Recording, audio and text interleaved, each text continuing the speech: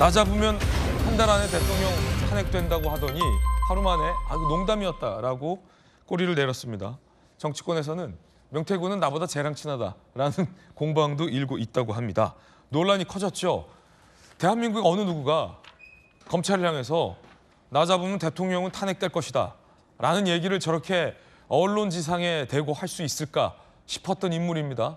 논란이 커지자 하루 만에 말을 주워 담았습니다. 한 달이면 하야하고 탄핵된다. 감당되겠냐? 검찰 너네 감당할 수 있겠어? 자신 있으면 나 잡아봐. 못 잡지? 메롱 수준의 조롱성 이야기를 한 명태균 씨. 논란이 커지자 농담 삼아 한 이야기다 라며 기사 삭제를 요구했다라고 합니다. 이것도 참 뭐랄까요? 어이가 없다고 할까? 김영주 의원님. 네. 자신의 영향력에 대해서 굉장히 과신하고 있다는 지적도 나오는데 네. 자기가 한 말 보도가 됐고 논란이 커지자 내가 농담삼아 한 말을 왜 기사 썼냐, 기사 삭제하라 라고 요구를 한다는 것도 굉장한 어떤 자신의 어떤 뭐랄까 스스로에 대한 어떤 과신 이런 게 아니냐라는 정치권의 지적도 나옵니다만 이 대목만 봤을 때 어떻게 보십니까? 사실은 뭐 많은 분들의 평가가 엇갈리지요. 굉장히 명석한 분이라는 사람부터 여러 가지 어떤 노예한 사람이라고 생각하는 분들이 있을 수 있는데 이것마저도 좀 의심케 합니다. 네. 치고 빠지기일 수도 있는 거거든요. 예. 양측 모두에게 대통령 측과 검사들에게 이렇게 한 번씩 생각해 보게 하고 일단 그렇게 보도가 된 다음에 삭제 요구를 하는 이제 그런 수수가 능한 사람이었기 때문에 그런 탤런트가 있었기 때문에 오히려 그동안에 많은 정치인들이 그와 가까이 지내려고 한 거 아니냐. 특히 이제 영남권에서는 그랬다는 것이죠. 뭐 창원을 둘러싼 경남권에서는 훨씬 그랬던 것이고 지난번 어쨌든 이준석 대표의 대표 입문 시기 때부터 네. 또 실제적으로 그 시기 바로 맞물리는 게 윤 대통령 후보 시절 이 부분에 있어서 상당히 중요한 역할을 한 건 사실인 것 같습니다. 문제는 이 발언이 주는 어떤 이미지인데 협박할 수 있는 거리가 있다 이렇게 읽혀지거든요. 이제 그러니까 실제적으로 함부로 대통령도 나를 함부로 할 수 없다.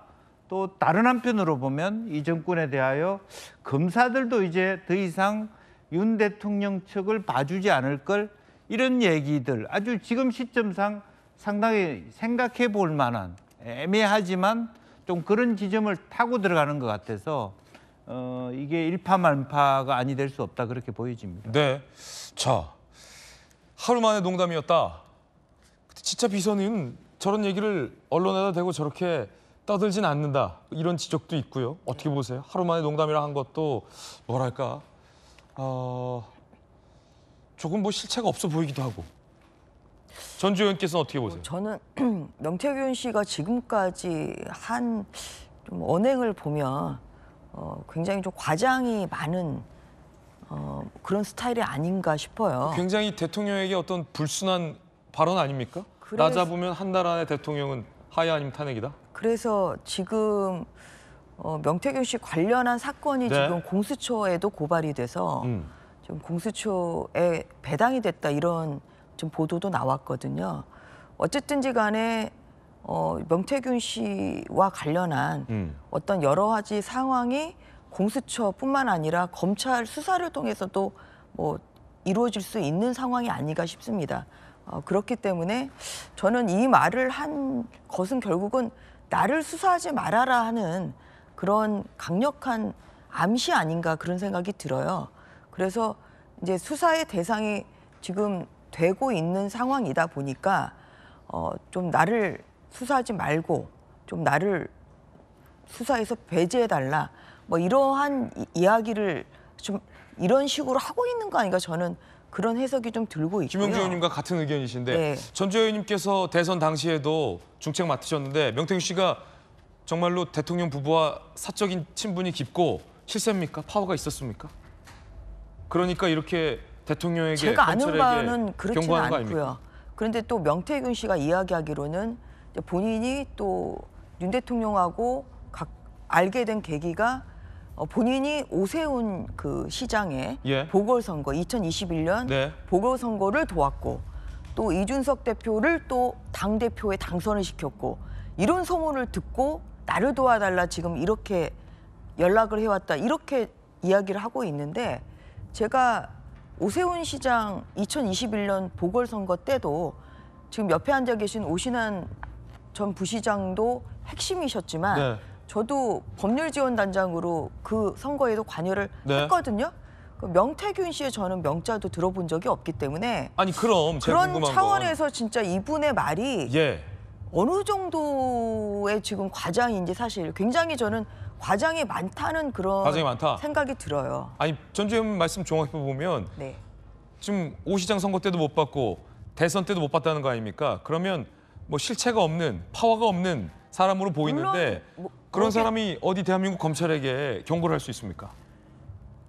제가 물론 뭐 이런 후보들이 네. 또 통화를 어떻게 하는지까지는 제가 소상히 알 수는 없습니다만 네. 여러 가지 정황상 제가 그 당시 또 오 시장 그 오세훈 후보의 캠프 네. 그리고 또 대선 후보의 대변인으로서 그냥 그동안의 경험 네. 그리고 여러 가지 정황이 있잖아요. 네. 그런 걸로 봤을 때는 상당히 뭐 일부는 아주 극히 일부는 100% 거짓말은 아니지만 네.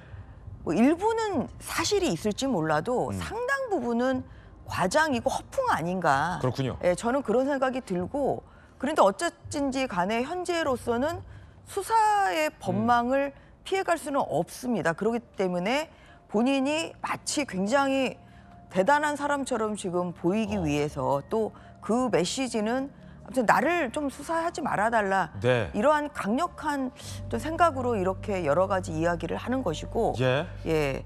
근데 아마 저는 수사를 해도 밝힐 건 별로 없을 것 같다.